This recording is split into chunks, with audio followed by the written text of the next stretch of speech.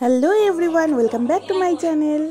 আজকে আমি তোমাদের সাথে শেয়ার করব আমার লাইফের খুবই একটা গুরুত্বপূর্ণ খুশির দিন, যেটা কিনা আমার 7 মাসের 7 পূরণের অনুষ্ঠান। সেটা তোমাদের সাথে আমি আশা করি তোমাদের ভিডিওটা ভালো লাগবে। যদি তোমাদের ভালো লেগে থাকে তাহলে প্লিজ আমার চ্যানেলটাকে সাবস্ক্রাইব করে দিও আর ভিডিওটাকে একটা লাইক করে দিও।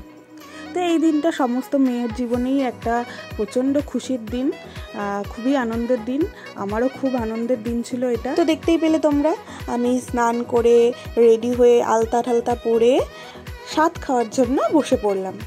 এটা যেহেতু আমার 7 মাসের সাধের অনুষ্ঠান ছিল, সেই জন্য আমাকে 7 রকমের ভাজা দেওয়া হয়েছিল।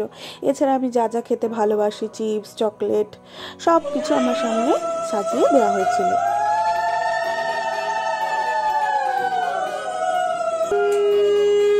ইনি হলেন আমার জেঠি শাশুড়ি মা। ইনি আমাকে প্রথম আশীর্বাদ করছেন এবং খাইয়ে দিচ্ছেন, কারণ যেহেতু আমার নিজের শাশুড়ি মা নেই, সেই জন্য উনি আমাকে প্রথম আশীর্বাদ করছেন এবং খাইয়ে দিচ্ছেন। আর এখানে আমি নমস্কার করতে গেছিলাম, তো সবাই বললো যে আজকের দিনে নমস্কার করতে নেই, তাই আমি হাত জোর করেই নমস্কার করলাম।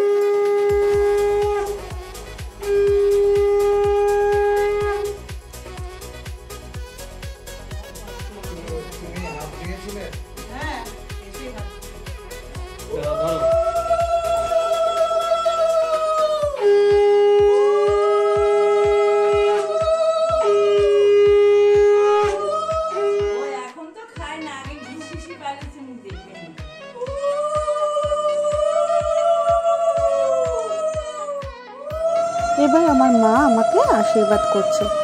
আমার মা যেহেতু নিচে বসতে পারে না, কারণ আমার মায়ের পিঠে একটা হাড় ভাঙা রয়েছে, সেই জন্য মা নিচে বসতে পারে না, তাই মা চেয়ারে বসে আমাকে আশীর্বাদ করছে এবং খাইয়ে দিচ্ছে।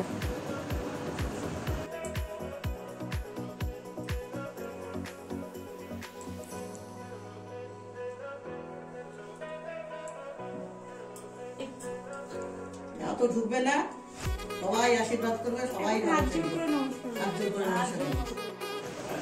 ইনি হচ্ছেন আমার বাবা, মানে শ্বশুর মশাই। এবার বাবা আমাকে আশীর্বাদ করছে।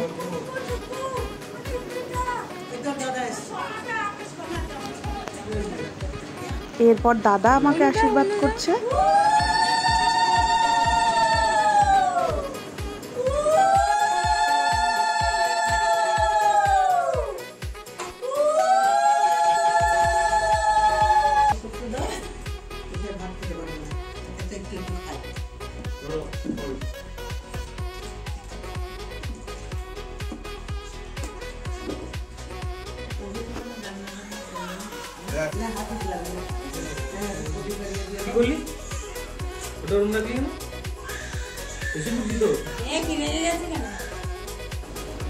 এখন সবার আশীর্বাদ করা হয়ে গেছে আর অনেক দেরিও হয়ে গেছে, তাই আমি খাওয়া শুরু করে দিয়েছি। দেখো, সব রকম ভাজার থেকে একটু একটু করে নিয়ে আমি খাওয়া শুরু করে দিলাম।